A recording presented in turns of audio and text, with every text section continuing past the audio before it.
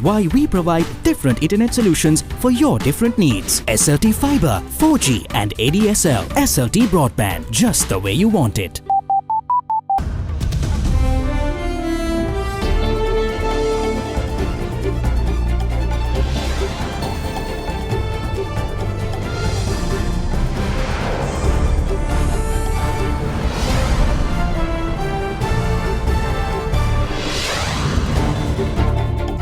Feeling the heat, rising ocean temperatures driving fish away. The increasing of temperature, particularly in the tropics, is expected to reduce the fish population by 30%. Continued push for a new constitution. Both chief prelates shun the proposed new document. Provincial council elections given prominence. United Nations slammed. UN Youth Envoy critical of UN Youth. Within the UN itself, we have some very unfair practices when it comes to working and engaging young people. Depleting reserves. Government pays $1 billion from its reserves to service debt. It's not a popular move. Now, that is reckless financial management and reckless debt management. All that and much more coming up at First at 9 on Tuesday the 15th of January 2019. මේ උත්සව සමයේ smart Android තාක්ෂණයෙන් එන singer විස්ටා TV එකක් මිලදී ගන්නා ඔබට හිත පිරෙන්න වාසි රැසක් ඕනෑම singer ප්‍රදර්ශනාගාරයකින්. From Ada Derana, this is Ada Derana First at 9. Live from Studio 24 in Colombo.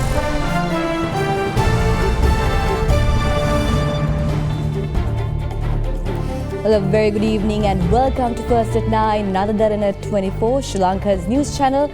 I'm Katharina Chang, and before we start off the bulletin, we would like to wish all of those who are celebrating Thai Pongal a happy Pongal. Now, starting off with your top story tonight. A few days ago, we saw Anunayaka Thera of the Asgiri and Malwata chapters expressing their opposition over the proposed new constitution. Today, however, it was the chief prelates of both Asgiri and Malwata chapters themselves who voiced their discontent over the proposed document. This message was clear during talks with State Minister of Defence Ruwan Wijewardena, who was in Kandy today. Chief prelate of the Asgiri chapter, Most Venerable Varakaguda Sri Gnanaratana Thera, gave prominence to the country's democratic process, where he dismissed the formation of a new constitution as secondary to that of holding provincial council elections. During his visit to Kandy today, State Minister of Defence Ruwan Wijewardena first paid his respects to Chief Prelate of the Asgiri chapter, Most Venerable Varakaguda Sri Gnanaratana Thera, at the Asgiri temple.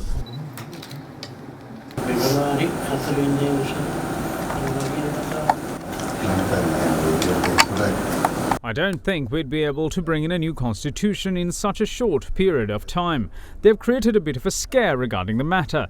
The Tamil National Alliance parliamentarians are insistent that they want a unitarist state and that Buddhism will always be given the necessary prominence. Several of these views, including the request by chief ministers asking for power of the police to be vested in them, are included in this draft constitution. But we must have further discussions on the matter because we need the two-thirds majority to pass the constitution.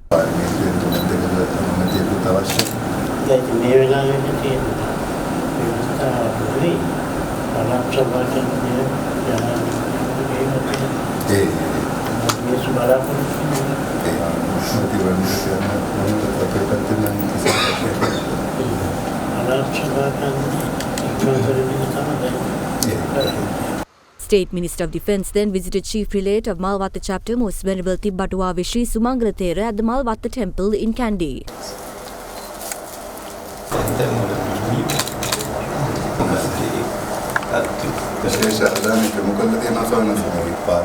We have our special attention on the matter, but it will take a bit of time to control the underworld gangs.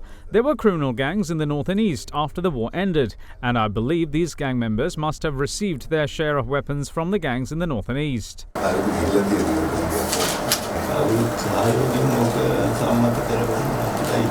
It's better if you pass a constitution that is agreeable by everyone, or you won't be able to move forward with it. Buddhist clergy don't seem to like this idea, as you must have seen them criticizing the new constitution all the time. People are living with such difficulties, so you must come up with solutions for those problems as well.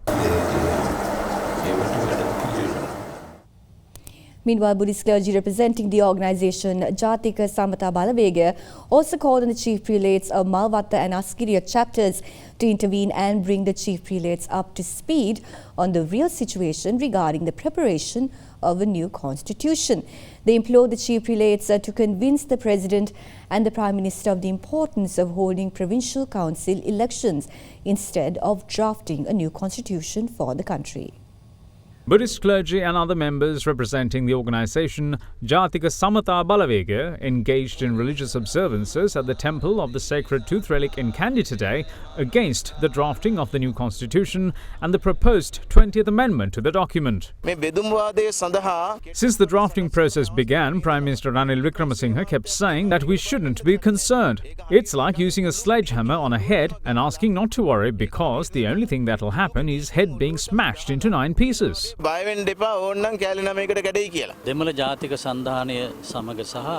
the realisation of a signed agreement by Prime Minister Ranil Wickremesinghe's government with the Tamil National Alliance and Muslim political parties. The Sinhalese consist of around 72% of the population. So what's the meaning of listening to minority groups and not the majority?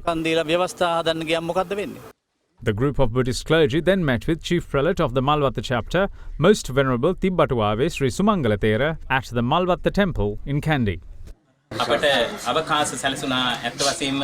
We were able to give a clear picture to the Chief Prelate regarding these matters because the Thera is being wrongly informed or uttered lies to. Just before we reached here, Minister had come to give the wrong impression about Abethissa Thera and the religious activities which we conducted this morning.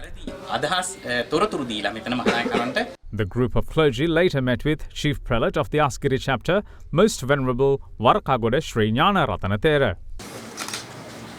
We asked the Chief Prelates of both Asgiriya and Malvatta chapters to convince the President and the Prime Minister that this isn't the time to draft or think about a new constitution. We must instead go for a general election that will give people the power. UPFA parliamentarian Bandhu Gunawardena is contesting the claim made by the United National Party where it said that they will be settling the highest amount of debt the country's government ever had to pay out this year. Addressing a media briefing in Colombo today, the Colombo district parliamentarian countered the UMP claim, saying that the government is due to settle its highest amount of debt payment in 2025 and not this year. Some news reports said that the current government spent $1 billion to settle the loans taken by Mahinda Rajapaksa. There is no category called debts by Mahinda Rajapaksa. The unsettled debt in 2005 was 2 trillion rupees. The government had to take loans from overseas as well as from local entities. The highest amount of loans was taken for development activities in the north and east. The government also had to spend a lot for the infrastructure development in those areas. You can easily drive along the famous 18-Ben road today without issues because of the loans taken by Mahinda Rajapaksa. This government did nothing of the sort, but they said that they will settle the highest ever debt payment by a Sri Lankan government this year. That is a lie. The Sri Lankan government has to settle its highest amount of debt in 2025. You have to be careful when you lie because the documents provided to parliamentarians with graphics say the highest loan amount is due to be settled in 2025. The amount includes loans taken during Ranil Wickremesinghe's period.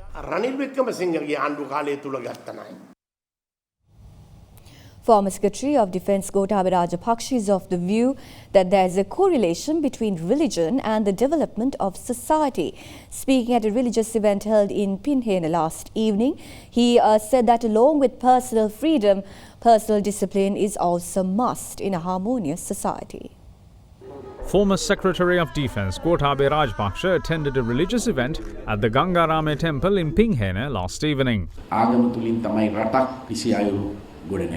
It's through religion that a country is shaped properly. All religions try to direct the society towards the correct path. If all of us become good Buddhists, all the people of different faiths will get an opportunity to follow their religions freely. Archbishop of Colombo, His Eminence Malcolm Cardinal Ranjit, too said this very fact recently, and that followers of other religions in this country don't have the issues faced by their counterparts in other nations. Today is a time when the freedom of people is discussed. Personal discipline is as important as a person's freedom. If not, the society becomes disorderly. එහෙම නැත්නම් සමාජය වියවුල් තත්යකට පත් වෙනවා. In a world grappling with various issues, the voice of youth is often drowned out by cries over what society dictates as more prominent issues. All the concerns of youth lie at the heart of various problems which manifest in multitude of ways. The real voice of youth is always unheard due to policymakers not being able to successfully hear their real issues. In such a backdrop, the United Nations Youth Envoy slammed the UN Youth, which is bound to provide a policy framework and practical guidelines for support to improve the situation of young people around the world of unsatisfactory methods of implementing their strategies. Speaking at an event held in Colombo today, Jayatma Vikramanayake highlighted the importance of government funding for better education of youth. The government definitely needs to increase our spending in education, and specifically in university education, in terms of both increasing access to universities for students to be able to get a basic degree. Within the UN itself, we have some very unfair practices when it comes to working and engaging young people. One of them being, for an example, the unpaid internships. That's just one, and there are multiple HR related and management related practices within the UN itself that are not youth friendly. We want to push for the UN to become more engaged and more investing in knowledge creation, in doing research, in doing evidence collection, data collection, to listen from young people themselves what their lived realities are, and then cater our programs to address the issues that they identify as their priorities. But at the UN, we struggle a lot to find money. So we usually go to countries, mobilizing resources from governments, mostly from more developed countries, to give us resources to do programs in the developing countries, or give us resources to develop different policies, advocacy tools. What is proving right now, with the majority of member states also becoming not very supportive of the multilateral system. This is a criticism I have for the UN, but also for some civil society organizations. It is that we do a really good job when it comes to consulting young people, right? But how many of us have gone back to those young people and said, out of your priorities, these were reflected, and these were not reflected because of these reasons. And there's no accountability from the side of us, but very little has been done in terms of actually implementing programs on these different priorities on the ground. Now, new research finds that ocean warming is accelerating more rapidly than previously thought. The new analysis published recently in the peer-reviewed journal Science found that Earth's oceans are heating up at an average of 40% faster than an estimation made by a panel from the United Nations 5 years ago. Environmental economist at the University of California, Berkeley, Zeke Housefather, co-author of the paper, says that while 2018 will be the fourth warmest year on record on the surface, it will most certainly be the warmest year on record in the oceans. Meanwhile, here in Sri Lanka, over the past 40 years, ocean temperatures have increased by 0.2% to 0.3% degrees Celsius. This is particularly problematic since experts say that the rise in ocean temperatures have impacted marine life and has reduced fish population in the tropics by 30%. About 93% of excess heat trapped around the Earth by greenhouse gases that come from burning fossil fuels accumulates in the world's oceans. A report published in the peer-reviewed journal Science by a group of scientists relied on 4 studies published between 2014 and 2017 that gave more precise estimates of past trends in ocean heat, allowing scientists to update past research and hone predictions for the future. The report highlighted that a key factor in the more accurate numbers is an ocean monitoring fleet called Argo, which includes nearly 4,000 floating robots that drift through the world's ocean every few days, diving to a depth of 2,000 meters and measuring the ocean's temperature, pH, salinity and other bits of information as they rise back up. The new analysis shows warming in the oceans is on pace with measurements of rising air temperatures, and if nothing is done to reduce greenhouse gases, models predict that the temperature of the top 2,000 meters of the world's oceans will rise by 0.78 degrees Celsius by the end of the century. But what about Sri Lanka, an island nation surrounded by water? Principal Scientist at the National Aquatic Resources Research and Development Agency, Dr. K. Arulanandan, says that over a period of 40 years, Sri Lanka too has been experiencing warmer temperatures and is expected to rise further. The ocean water temperature around Sri Lanka from the 1970 to 2005, the period of 40 years had increased by 0.2 to 0.3 degrees centigrade. And also it is forecasted that by 2100 the temperature would expected to increase by 2 to 3.5 degrees centigrade. So currently the temperature is being increased at a rate of 0.04 degrees centigrade per decade. It has been found that increasing ocean temperatures has a profound impact on fisheries, particularly on the fish population and its dynamics. Certain fish species, such as the ovila sardines, found in lower latitudes around the tropics, were found to be moving towards cooler climates in slightly higher latitudes. Indian mackerel, which were closer to land, have also been observed moving to deeper waters. Fish has been found move further to higher latitudes from the lower tropics towards cooler waters, and also they found to move to the deeper waters as every species have a thermal range which species preferred thermal range. The increasing of temperature, particularly in the tropics, is expected to reduce the fish population by 30% and move the fish population towards the higher latitudes towards cooler waters. Speaking to First at 9, General Manager of the Marine Environment Protection Authority, Dr. P.B. Teni Pradeep Kumar stressed that it requires commitment at national and international level to address this issue. When high heat conditions in the ocean damage the biodiversity, that will definitely impact on fisheries, and at the same time that ultimately impact on tourism also, because mainly the tourism, diving and snorkeling tourism, those are mainly depending on marine biodiversity. When the diversity is affected, the tourism is affected. On the other hand, we can expect that when there's no corals and less seagrass beds and less seaweed population in the coastal belt, we will expect that people will get less food items from the ocean. So that will cause some issues on food security also. And as a country, what we can do is that we should always get together with other countries and other nations to fight with this incident. For example, individual level we can do lots of things to control this sea temperature rise. For example, we can plant trees, we can use less energy at household level. Those sort of small things, but at the end, ultimately that will do a high impact when we do as whole. Marine fisheries are of considerable social and economic importance around the entire 1,770 kilometers of Sri Lanka's coastline, housing 610 species of coastal fish. Furthermore, there are fringing and offshore reefs of varying conditions around the country, from true coral habitats consisting of live coral as well as calcareous substances, sandstone and rocky habitats. For centuries, reef resources have been utilized in food and building material. According to the Food and Agriculture Organization, increased human activities in recent times have begun to degrade the quality of the reefs, particularly the near-shore habitats, as a result of extraction of living and dead coral for the lime industry, capture fisheries and the harvesting of exotic reef resources, such as ornamental fish for export and for tourism-related activities.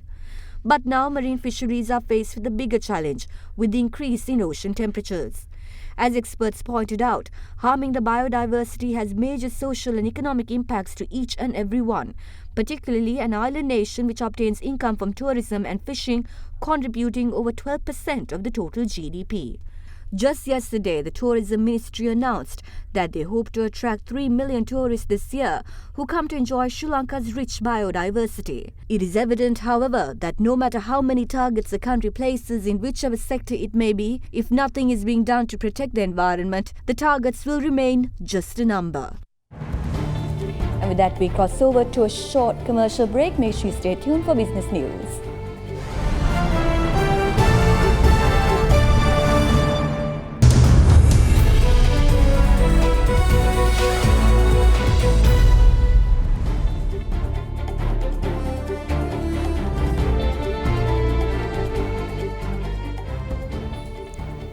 Minister of Finance Mangala Samaraweera took to Twitter today and announced that Sri Lanka settled a $1 billion sovereign bond taken in 2014. Speaking to Reuters, Central Bank Governor Dr. Vijay Kumaraswamy meanwhile has said that the 5-year sovereign bond, which was due yesterday, was settled entirely from its reserves after 3 of its state-run banks failed to raise funds from certain sources. Speaking to First at 9, however, former Central Bank Governor Ajit Niwad Kabra pointed the finger at poor economic mismanagement, saying it left the government having to use funds from reserves, which he placed at $6.9 billion at the start of the year. The former governor also pointed out that as at 31st December 2014, the central bank had reserves amounting to $8.2 billion. The government is struggling to repay its foreign loans with a record $5.9 billion due this year, including $2.6 billion in the first 3 months alone.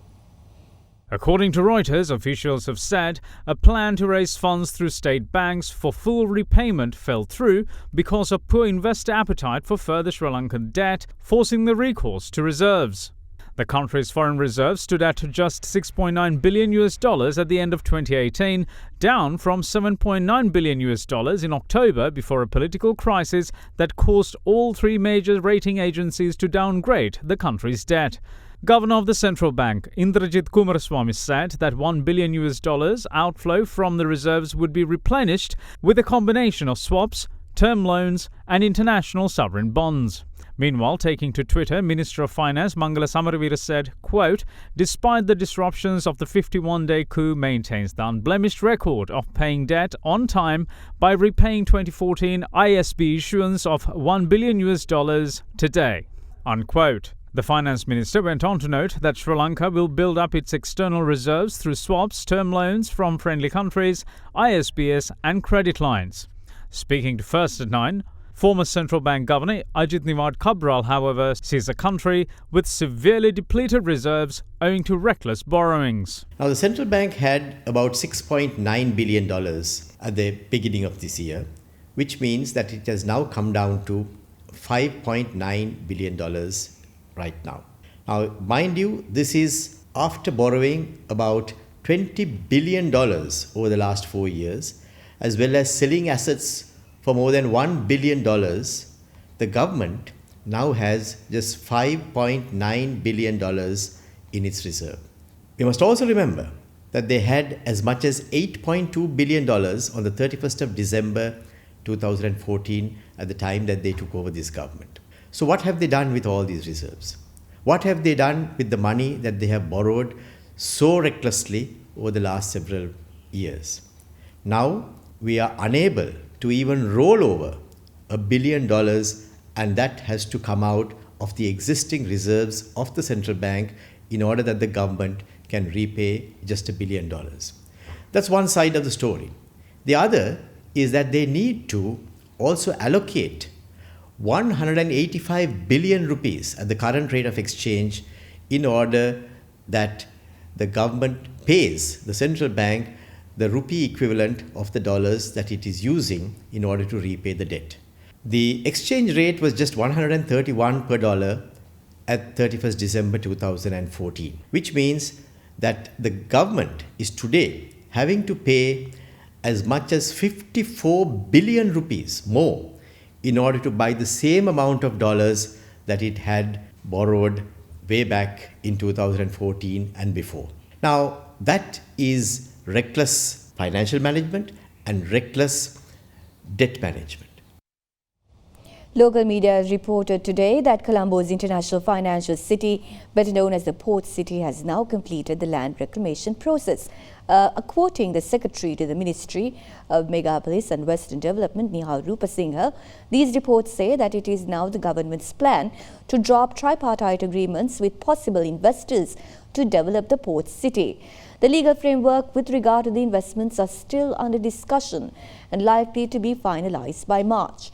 Rupasinghe has said that investors' agreement to develop the lands are to be signed between the Urban Development Authority, the Czech Port City, Colombo and the investors.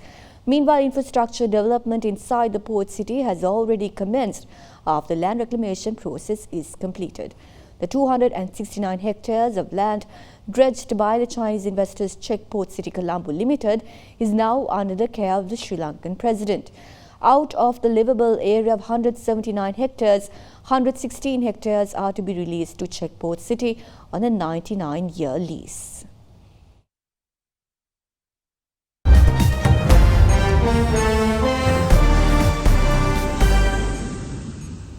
Now on to some international news and now.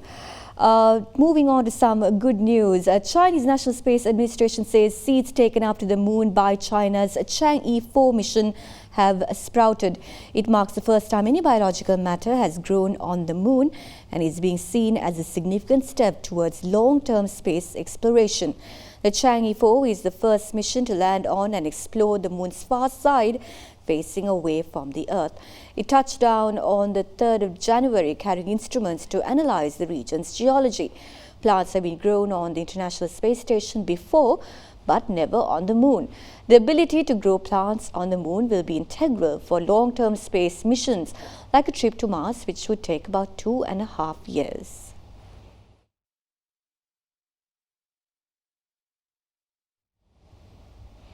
Now today will go down as a decisive day in Britain's modern history as MPs are preparing to vote on whether to back Prime Minister Theresa May's deal for leaving the European Union. The so-called meaningful vote will take place later as 5 days of debate on Brexit come to an end. Although May have called for politicians to back her deal or risk letting the British people down, many of our own MPs are expected to join opposition parties to vote against the deal. Voting will start at about 1900 GMT, starting with backbench amendments that could reshape the deal and then the vote on the withdrawal agreement itself. British Prime Minister Theresa May urged lawmakers yesterday to take a second look at her deal to leave the European Union as a last-ditch effort to win over the Parliament that looks set to reject the agreement. The fate of the United Kingdom's exit from the EU on the 29th of March is in the balance as the Parliament is widely expected to vote against May's deal today, opening up outcomes ranging from a disorderly divorce to reversing Brexit.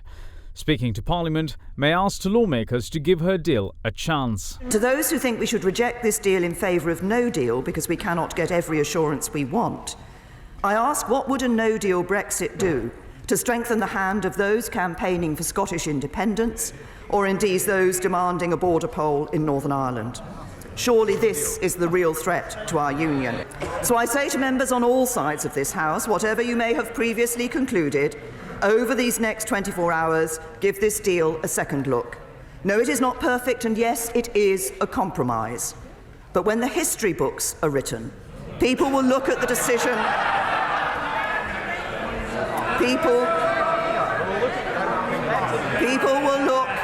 People will look at the decision of this House tomorrow and ask, did we deliver on the country's vote to leave the European Union? Did we safeguard our economy, our security and our union? Or did we let the British people down? The government is in disarray. It's clear if the Prime Minister's deal is rejected tomorrow, it's time for a general election. It's time for a new government. Amid uncertainties over the country's departure from the European Union, supermarkets in the UK, meanwhile, have started to stockpile goods and expand warehouses. Businesses have been worrying about the impact of the uncertainties as a large proportion of their goods depend on import. Chain supermarkets like the Marks & Spencer and Tesco have announced that they had negotiated with some EU suppliers on increasing import, especially of goods that are easy to store. Statistics show that prices in the country have gone up markedly since the Brexit referendum in 2016. Food price registered a deflation of 2.6% in June of 2016, whereas in August in 2018, food price jumped 5 percentage points to 2.5%. With that, we cross over to a short commercial break. Make sure you stay tuned for some sport news.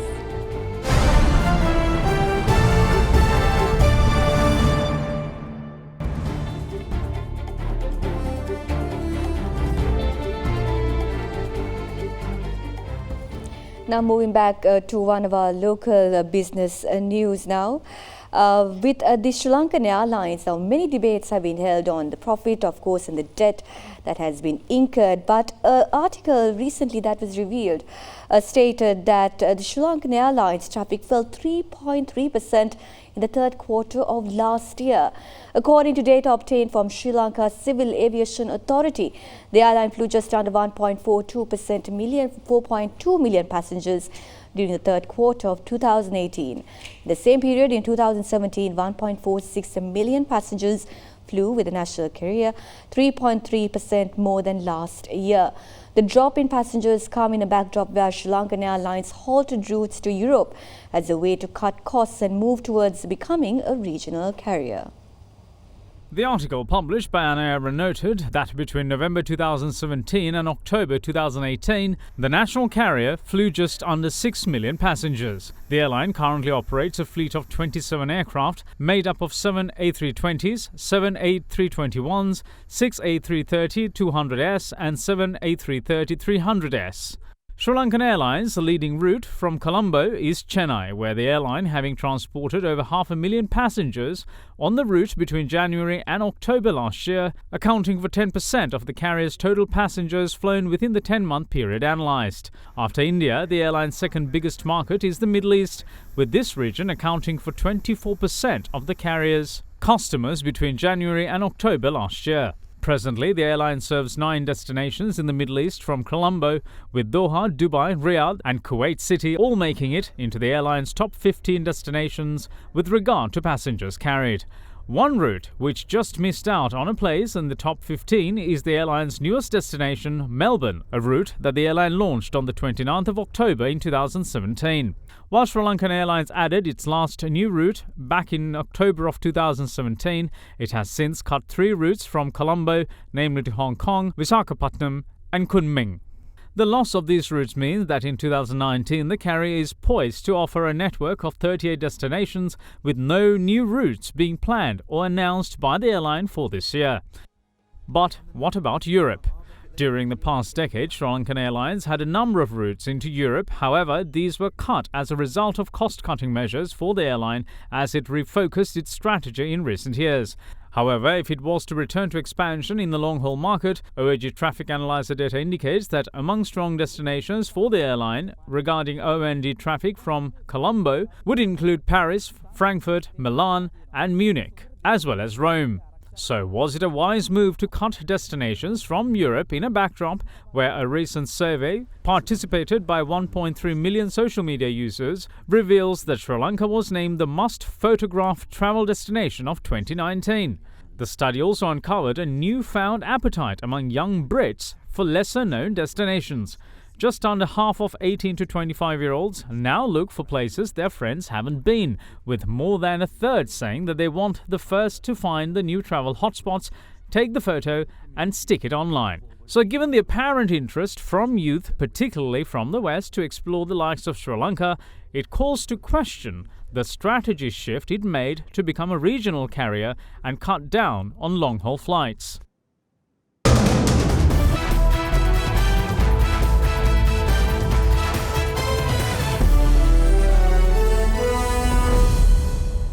Top seed Novak Djokovic looked every inch the Australian Open favourite as he comfortably beat American qualifier Mitchell Kruger 6-3, 6-2, 6-2 to reach the second round today. soaking up the Rod Laver Arena limelight. The Serb moved superbly in his Melbourne Park opener and hit 42 winners to wrap the one-sided clash in little more than 2 hours. Despite the scoreline, the 230th ranked Kruger hardly disgraced himself and broke Djokovic in the third game. Manusha Jayathilaka is at the Other Than Weather Centre with your forecast first evening edition. Manusha, what can we expect warmer weather tomorrow? Yes, actually it is the western and northwestern provinces that are going to be the warmest during the day tomorrow, and we can expect the highest temperature of 30 degrees Celsius coming from the Puttlam district. In the meantime, we can expect very pleasant weather conditions coming from the central hills tomorrow, with temperatures ranging between 18 to 23 degrees Celsius. So that means it's a good day to go on a trip there with your friends and family. Moving on to your rain forecast now, there's going to be a high precipitation zone in the western as well as in the southern provinces of the island. That means there's going to be showers or thunder showers in these parts of the country. That being said, however, there's going to be favorable weather conditions in the upper region of the island. That's all that we have from the Weather Centre tonight. Here's a look at your city-by-city weather forecast for the next 24 hours.